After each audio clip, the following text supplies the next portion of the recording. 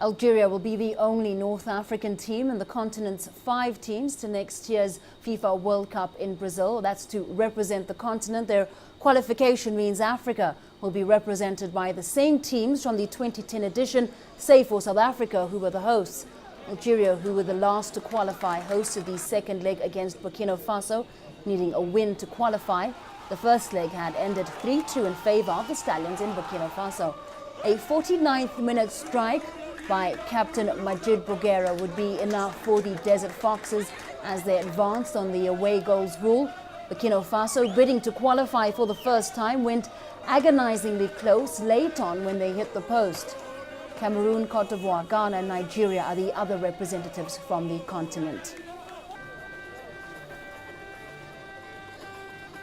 While the race to Brazil took centre stage Tuesday, a number of international friendlies were held across the world. In Johannesburg, South Africa pulled off one of the shocks of the year, beating World and European Cup holders Spain 1-0.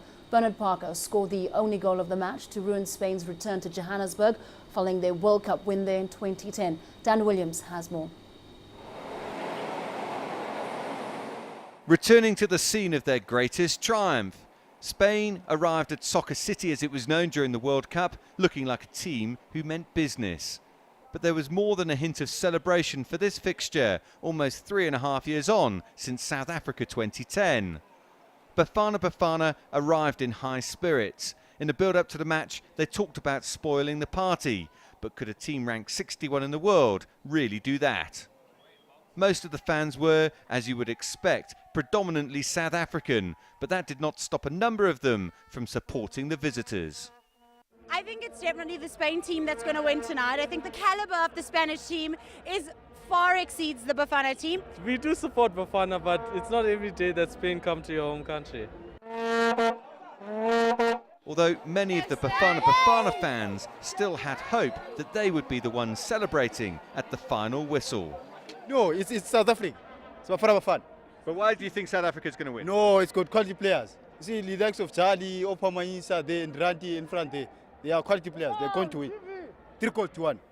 And that turned out to be much closer to the truth. A goal by Bernard Parker gave South Africa the win, much to the satisfaction of coach Gordon Igesund.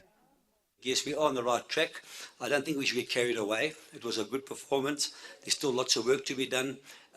Our vision, as we've said before, is the 2015, 2017 and 2018 World Cup. And I think we're on the right track, but we've got to keep our feet on the ground.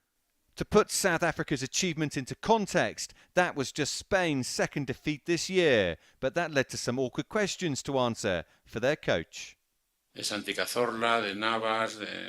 Yes, we have a plan B. The issue here were the substitutions. I tried to give more depth to the team with the change.